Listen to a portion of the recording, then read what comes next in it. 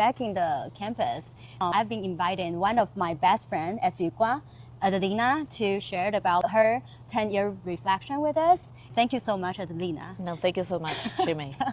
So I got a couple of questions and to ask Adelina.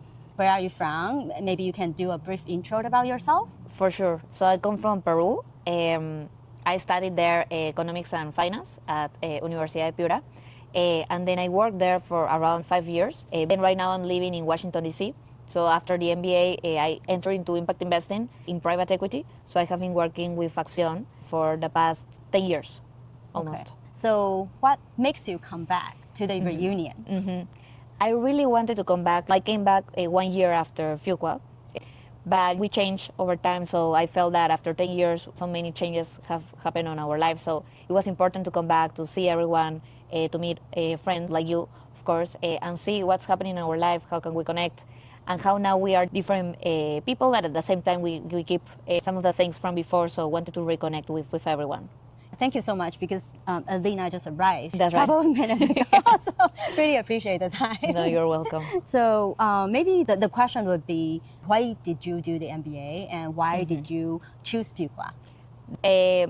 I was working before Fuqua. I was doing traditional investments, sitting at a trading desk. I was equity portfolio manager for one of the biggest pension funds in Peru.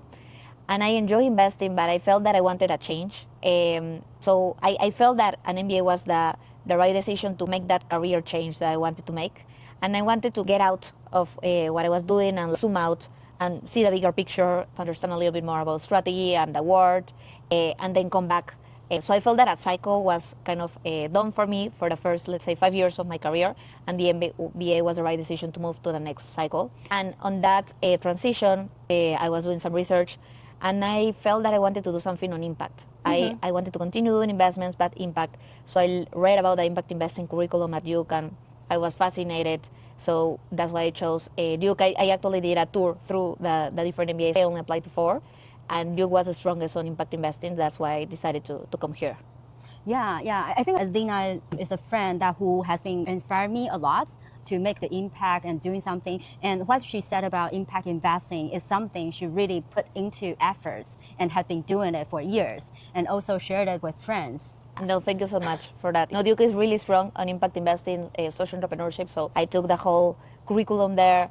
I did 3 internships, mentor studies with a charter school here and a charter school in South Africa, Calvert in DC, as well as Acción, where I finally ended working full time. But I was able to explore everything, like went to conferences, talked to professors, take courses. So I really dive into impact investing by coming to Fuqua. Yeah, then after doing the MBA, what would That's be right. the biggest impact like on your life or on your like overall? I think it really helped me to kind of decide what was the next stage of my career. As I said initially, I was learning everything on traditional investments. I knew I wanted a change, and I was able to move to impact investing. So the next 10 years I spent there on impact investing, and I'm continue there. So I think that was the biggest impact, transition into that, being able to do that internationally, not just Peru, not just Latam, but broader. I have been able to make investments in India, in different places, and also understand the importance of diversity. I work at an organization where diversity is key. Yeah. We have people from different parts of the world, different backgrounds. So that's what I learned at Fuqua, and I try to replicate it at work. Yeah, you shared about that, so I'm really impressed by like how you learn here and also apply to your work, and then also having like the multicultural. Do you think MBA worth it? 100%. I mean, I know it sounds costly, but you recover the money pretty quickly, right? Because like depending on where you're gonna live, and you need to see what's the salary post MBA, but you recover it. Also, it's very important, and this is something I tell everyone, is like there are scholarships. You need to look for them. I actually got a scholarship. I know you did as well. So it's just asking and looking for them because they are out there, especially for women from emerging markets. Then like you can get a loan, you're gonna pay it back. The salary increase is gonna kind of be more than enough. But more than that, it's gonna change your life. I think I will do it like again and again if I have to do it. Some people say that it's kind of a visa, you get a visa for different countries, but it's an international visa because it opens the doors for you to work worldwide. And yeah, it's really good. I actually founded an organization with a friend called MBA Women Peru, and we support women from Peru to do an MBA, to kind of understand if it's for them or not, and to help them navigate that process, as well as those MBAs who are have already graduated, and then to try to support them to improving on leadership to close the gender gap in Peru. Okay. Yeah. I have maybe additional questions. Yes. That like you think MBA worth it, and then now it's kind of like the changing era for like Yeah. the AI and also lots of layoffs like in the industry, and it's also hard to get visa That's or right. sponsorship in the That's right. States. And how do you think about the same question? Do you think it's still worth it, or how do you think it differently? Yeah. I think still worth it completely.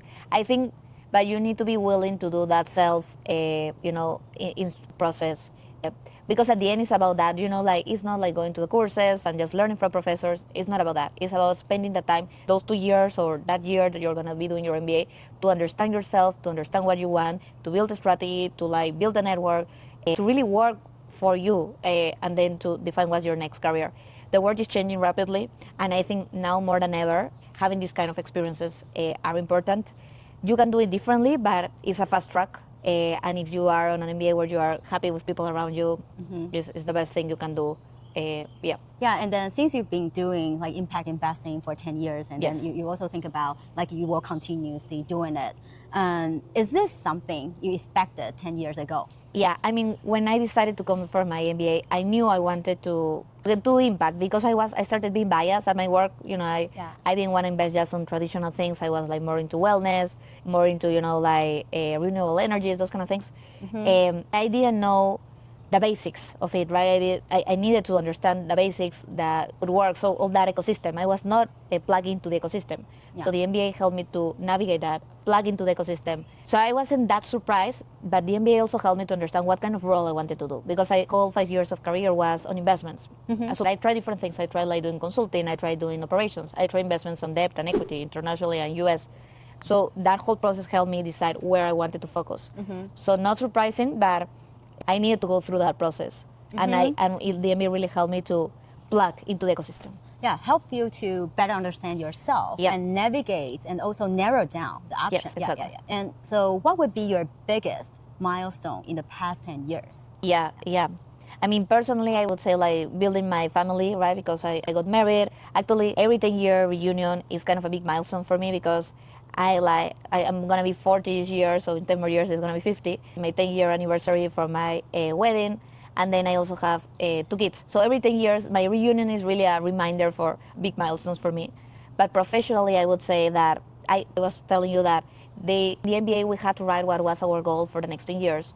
And I wrote that I wanted to be a leader on impact investing in Latin America. I can say that I'm close to reaching that goal. So I was telling you that we need to revisit that goal and write something else for the next 2 years, 10 years in terms of where we want to focus on and all that. But I would say that being able to decide what I want to do and doing it, for me is a big part of it, because I have been able to work on what I want to work. I think that's also fortunate. That's right. I feel fortunate and thankful for that, for being able to have that experience. Yeah. So in terms of life-changing events, what would be that? More from the personal side, I would say, because having my 2 daughters, getting married, moving, because I did a lot of moving. I started in DC, then moved to Peru, then came back to DC. So I would say those have been my life-changing events. Yeah, it's also like being adaptable to all of Yeah. the changes in life. That's right. And changing the mindset. I used to think, once I moved back to Peru, I was like, okay, I'm buying an apartment here and staying here and forever and ever. But I changed my mind, so I have been able to reset myself and think, not necessarily, right? Who knows? It depends on the opportunities, and you need to adapt. The way my mindset changed when I moved back to DC, and I think it really helped me to. It was difficult, challenging because I was moving back with the family. I think it really helped me adjust on my mindset, and I think nowadays it's important to be fully adaptable. With the world that is changing so much. And I'm also curious because when we just graduated from MBA, Yes. and we might have a definition for success, like what does the success look like?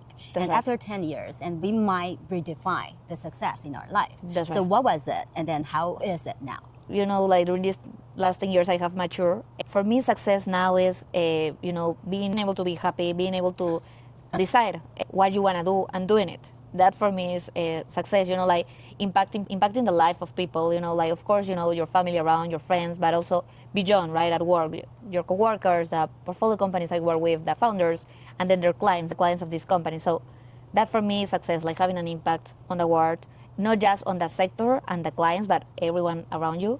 If you can help them improve their lives even a little bit, that's already success. And then, as I said, being free to make your decisions and to do what you want to do, really.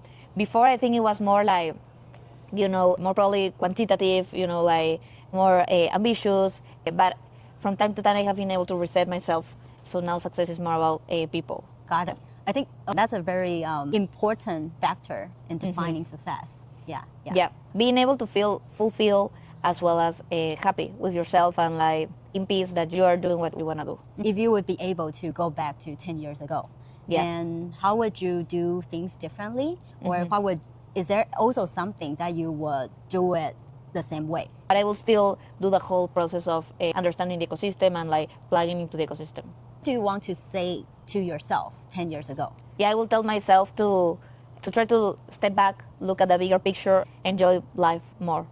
Okay. It's kind of also come back to how you define the success now. Exactly. Like slow down, enjoy more life and friends, because time passes fast. Everyone is going to get to their goals, but enjoy more the time on campus. I think we really enjoy the trips and everything, but I felt that at least the pace I put was fast. So I would tell Adelina of that time to slow down a little bit. I'm curious because it's sometimes because we kind of emphasize or we put time to or give ourselves the stress. So then we can enjoy to relax or chill a little bit. So do you really think that we need to be a little bit more relaxed?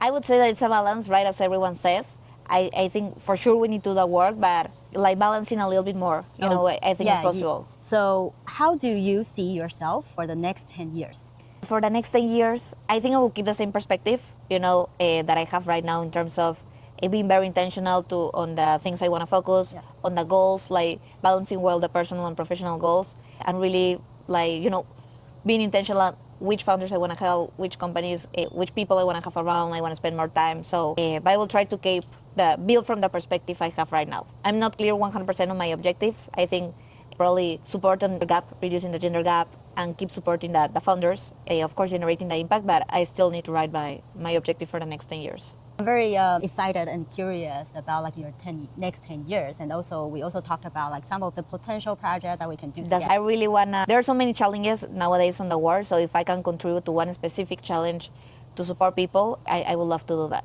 So yeah, I'm very excited to see what comes out and see if we can do something together for sure. So thank you so much for the sharing from Adelina. I think like it's a really precious time for us. Conversation is also kind of the time for us to having a deep talk and knowing better about each other. Yeah, because like, she's gonna be here for like 12 hours. And so I'm so happy that she make it back even for just like 12 hours. Yeah, no, thank you so much. Yeah, I'm very happy to be here and to see you and be able to share. Yeah, thank you so much. Thank you.